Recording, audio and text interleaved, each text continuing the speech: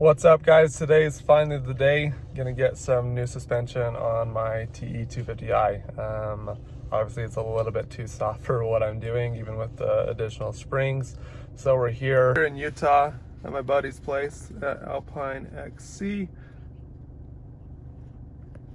He's gonna take good care of me. If you've been following along and watching the videos, you already know that I've been talking about doing suspension since the day I bought my bike. So Joshua Robert here, down here, Alpine XC is his company that he's been running. I've raced with him in the desert the last couple years, and he is just a high quality person, takes care of his customers, and will stand by his product. So that's the reason why I came down here. Plus, not to mention, I texted him last night about 10:30 p.m.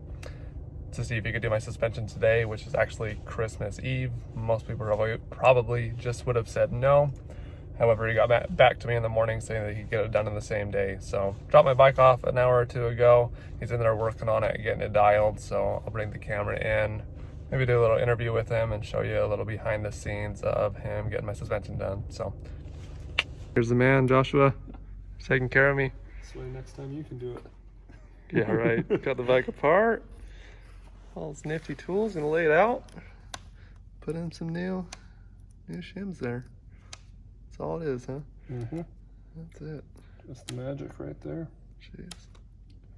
We'll take a look at mid valve and other stuff, and you'll be rolling. It's easy, huh? I mean, taking the parts easy. It's the figuring out what you're putting in there that's hard, huh? That's what we do the testing for, right? Okay. And that's actual mid valve itself. This is your base valve. Okay. Okay. Then your mid valve is what rides on the shaft in there. See, I don't understand any of it at all. So we're gonna move some of that.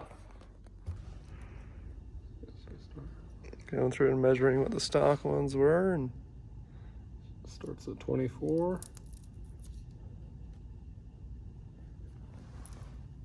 And 1.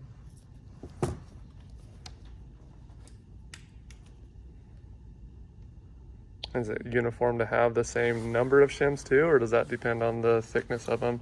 Depends how many you'll on need? thickness and just kind of the characteristics you're trying to get. Cool. You'll see a lot of these. So for your initial shim, you'll see like right here they're using 3 of the same size. You can use as many, like I've seen up to 9 or 10. Dang. Just for that base, and altering that thicknesses, quantity, adjusts how that initial bite takes out of it. Cool. Those 3 should be all uniform, we'd guess, huh? Yep, just double check everything. Always. We got 3 of those.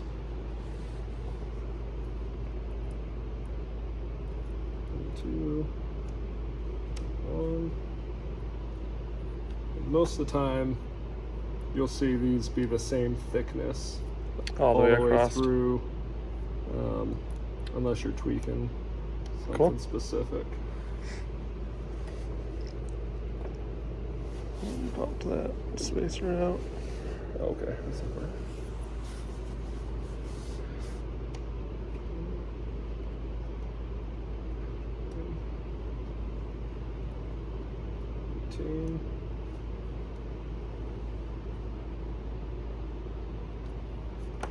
You're left-handed at least? Yes. Good. That's good. Yeah. He blew his wrist up trying to mount the tire on this UTV over here the other day, so. Good mechanic. Joys of being your own business owner as a mechanic, huh? This is why I race. 'Cause I can only do so much dangerous stuff at work. So I like to relax on the weekends and do racing where I'm safe. Exactly. Way safer. Here's the magic in here. Just got bags of all the different shims. Do a little thinking and design work and lay it all out and put it back together. Big ones. And Thursday we can pound some whoops. See how she feels. This is where we ended up on. We added a couple more of the initial 24s. Added one more transition with the 15 in the middle. pulled out this 10, leaving out the 11, which is going to stiffen up the whole stack essentially. Is what I'm learning. This is the master. I'm just learning everything. So we're gonna make a moto bike out of a trail bike. Bought an enduro bike to race. So moto desert setting right here in the middle. Okay.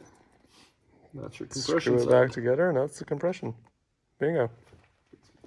The rebound side just to check it, see what it was doing, and we're just gonna leave it where it's at, as it seems to be working pretty good with what we're doing. So just gonna leave that the way it is and stiffen up the compression side to add some more hold up. Bingo. To the point we got the rear shock off now.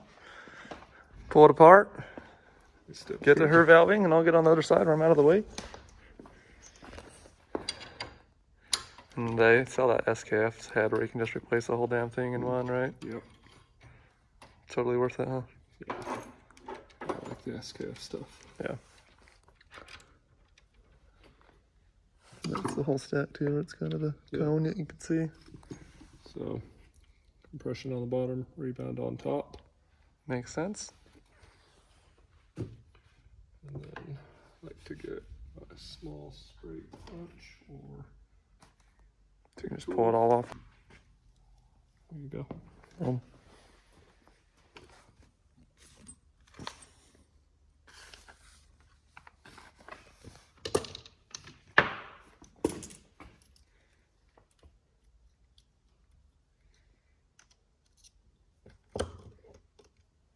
And that one's the compression you said? Correct.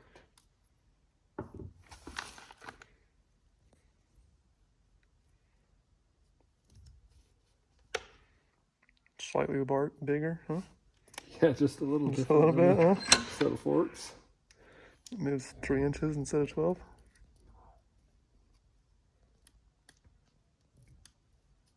It's the most glued I've ever felt.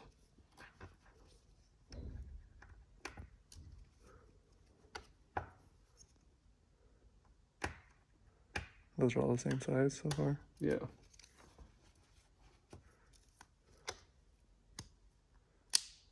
we go.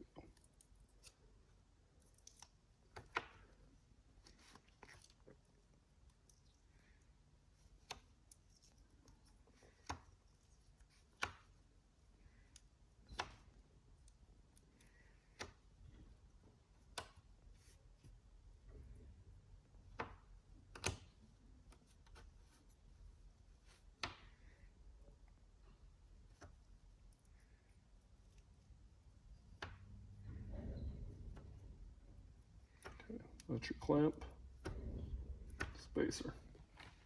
Dope.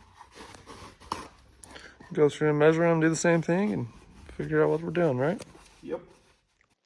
Well, guys, that was a little bit of the behind the scenes of Josh getting my suspension done. At that point, I had to leave and make it back for a Christmas Eve party that we were having. Josh was able to get it all finished up, put it all back together, and then we picked it up on the day after Christmas as we head down to St. George. So you guys will see some more footage of me riding the bike with the new suspension on, as well as my little brother Riley riding his new 125 that you guys got to witness as he learned that he is an owner of the new bike. So thanks for watching. We'll do a little bit more in-depth analysis of the suspension at a later time, but this is a little bit behind the scenes of what doing the shims, measuring, and deciding what to do looks like.